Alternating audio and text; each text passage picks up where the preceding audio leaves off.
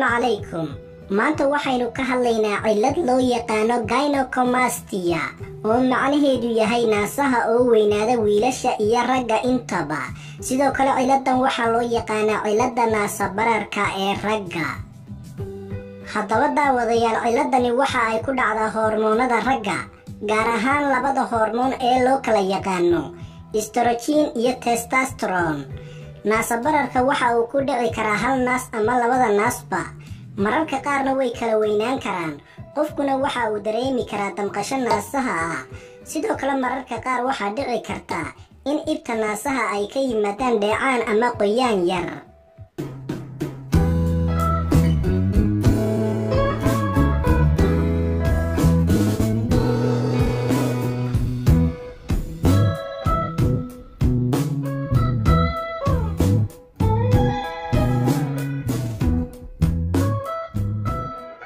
haddaba daawade, waxaa isweydiin mudan, maxay dhibaato caafimaad leedahay cilladani?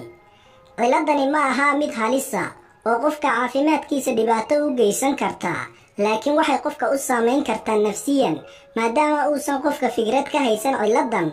badanaa dhalinyarada way ka xishoodaan inay qof u sheegaan ama dhakhtar ay la tashadaan. xishoodka siyaadada ahna waxa uu keenaa in qofka uu qarsado uuna iska ilaaliyo inuu dhex galo bulshada si aan loo fahmin, ama la ciyaaro dhalinyarada kale, gaar ahaan ciyaaraha jimicsiga iyo dabaasha iyo waxyaabaha la midka ah. daawadayaal, badanaa xilliga qaangaarka ayay ku badan tahay cilladani wiilasha, wayna iska baabaadaa daawo la-aan.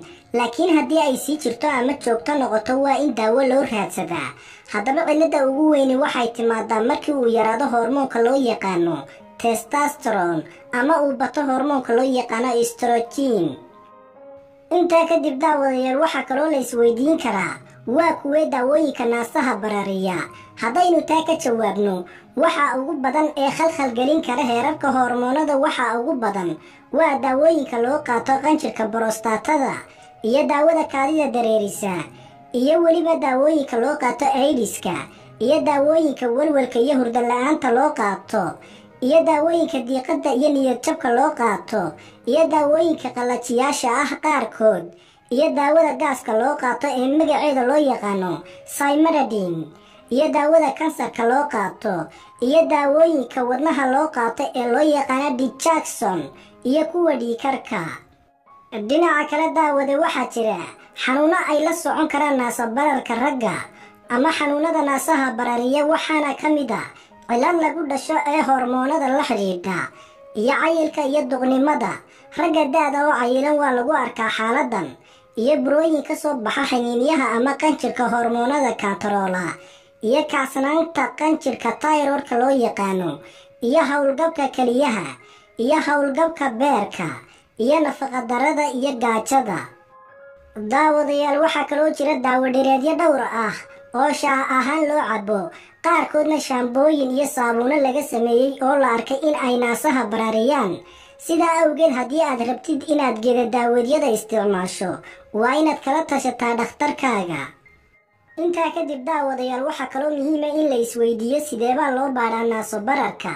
haddaynu taa iyadana ka jawaabno, dhakhtarka waa uu ku waraysan doonaa haddii ay jiraan wax daawo oo aad isticmaashay, iyo haddii ay jiraan xanuuno kale oo aad qabtid oo keeni kara cilladan.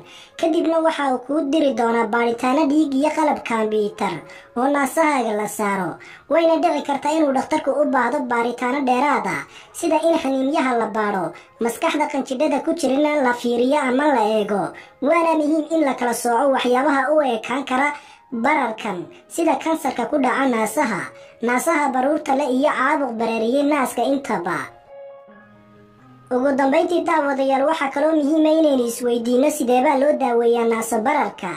taasna haddaynu ka jawaabno, badanaa xaaladan daawo uma baahna, wayna iska baabaadaa. laakiin haddii ay xanuun keento ama bararka uu sii kordhaya ama qofka dhibaato muuqaaleed ay ku hayso, waa in laga daaweeya iyadoo la siinayo qofka daawooyin loogu talagalay. waxaa kaloo muhiima in qofka laga daaweeyo xanuuno kale oo keeni kara cilladan, lagana fogaado daawooyinka naasaha barariya.